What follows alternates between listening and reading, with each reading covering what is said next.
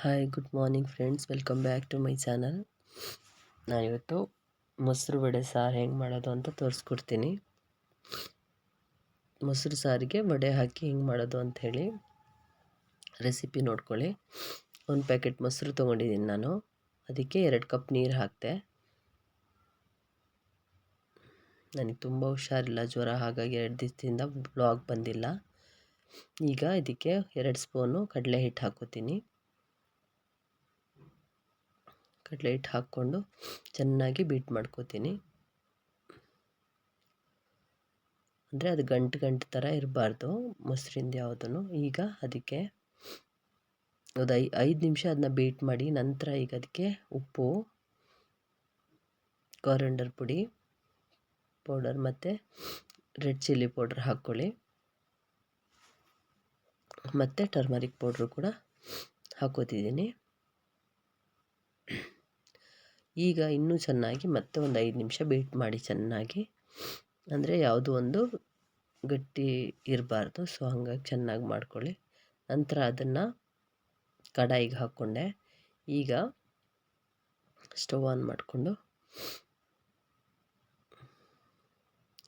ಚೆನ್ನಾಗಿ ಒಂದು 5 ನಿಮಿಷ ಕುದ್ದ ನಂತರ ಈಗ ಅದಕ್ಕೆ ಹಸಿರು ಮೆಣಸಿನ್ಕಾಯಿ, ಕರಿ ಲೀವ್ಸ್ ಮತ್ತು ಈರುಳ್ಳಿ ಹಾಕ್ಕೊಂಡು ಚೆನ್ನಾಗಿ ಕುದಿಸ್ಕೋಬೇಕು.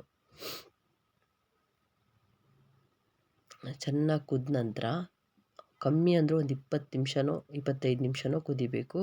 ಅದು ಗಟ್ಟಿಯಾಗುತ್ತೆ. ಕುದಿಯೋ ತನಕ ಸ್ವಲ್ಪ ನಾವು ಕೈ ಆಡಿಸ್ತಿರ್ಬೇಕು ಚಮಚ ಹಾಕಿ, ಯಾಕೆಂದರೆ ಮೊಸರು ಹೊಡಿಬಾರ್ದು ಅದಕ್ಕೆ.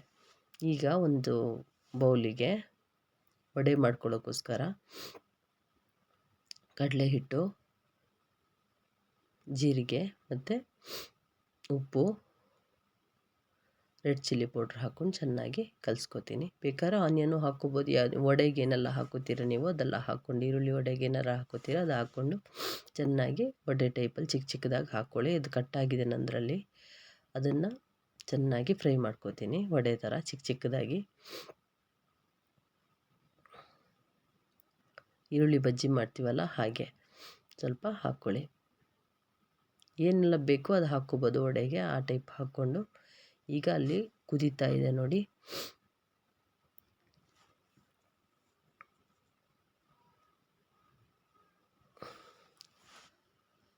ಅದಕ್ಕೆ ನಾನು ಸ್ವಲ್ಪನೇ ಮಾಡ್ಕೊಂಡಿದ್ದೀನಿ. ಸೊ ಅದಕ್ಕೆ ಇದನ್ನ ಚೆನ್ನಾಗಿ ಕುದ್ದಿದೆಯಾ ಅಂತ ನೋಡ್ಕೊಳ್ಳಿ. ಕಮ್ಮಿ ಅಂದರೂ 25 ನಿಮಿಷ ಆದರೂ ಕುದಿಬೇಕದು.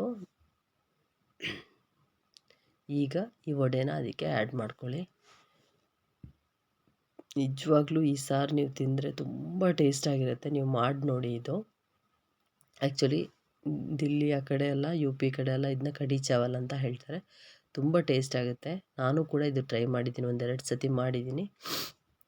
ಬಟ್ ನನಗೆ ತುಂಬ ಇಷ್ಟ ಆಯಿತು. ಈಗ ಅದಕ್ಕೆ ಒಗ್ಗರಣೆ ಕೊಡಲಿಕ್ಕೋಸ್ಕರ ಜೀರಿಗೆ,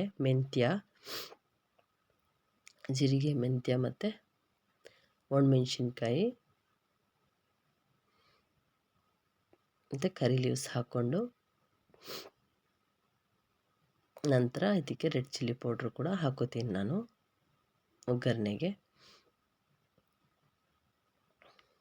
ಹಾಕ್ಕೊಂಡು ಇದಕ್ಕೆ ಆ್ಯಡ್ ಮಾಡ್ತೀನಿ.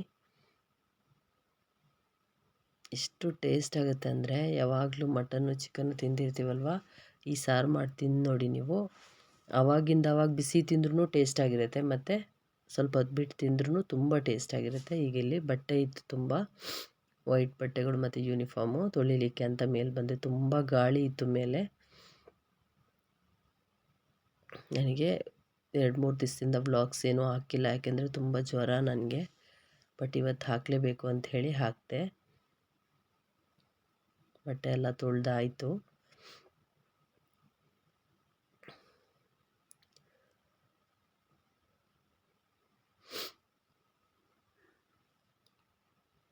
ಈಗ ನೋಡಿ, ನಾನು ಸಾರಿನ ಫೈನಲ್ ಲುಕ್ ತೋರಿಸ್ತೀನಿ ನಿಮಗೆ. ಎಷ್ಟು ಟೇಸ್ಟ್ ಆಗುತ್ತಂದರೆ, ನಾನು ಹೇಳಿದ ಪ್ರಕಾರನೇ ನೀವು ಮಾಡಿ ನೋಡಿ.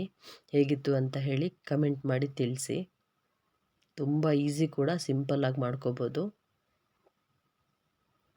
ದೊಡ್ಡವರು, ಚಿಕ್ಕವರು, ಮಕ್ಕಳು ಎಲ್ಲರೂ ತಿನ್ನೋ ಥರ ಒಂದು ತುಂಬ ಟೇಸ್ಟಿ ಫುಡ್ ಇದು. Tasty recipe. ನೀವು ಟ್ರೈ ಮಾಡಿ ನೋಡಿ. ನೀವು ಕಮ್ಮಿ ಅಂದರೂ ವೀಕ್ಲಿ 2 ಟೈಮ್ಸ್ ಮಾಡಿ ತಿಂತೀರ ಇದು ಮಾಡಿದ್ರೆ. ಈಗಿಲ್ಲಿ ಫ್ರಿಜ್ಜೆಲ್ಲ ಕ್ಲೀನ್ ಮಾಡ್ಕೊಂಡು ಸ್ವಲ್ಪ ತರಕಾರಿ ಇತ್ತು, ಅದನ್ನೆಲ್ಲ ಪ್ರಿಪೇರ್ ಮಾಡಿ ಇಡ್ತಾ ಇದ್ದೀನಿ. ಮೂಲಂಗಿ ಮತ್ತು ಕೋಸು ಎಲ್ಲ ತರಕಾರಿನೂ ತಂದಿದ್ವಿ, ಅದನ್ನೆಲ್ಲ ರೆಡಿ ಮಾಡಿ ಇಡ್ತಾ ಇದ್ದೀನಿ ಕ್ಲೀನ್ ಮಾಡಿ.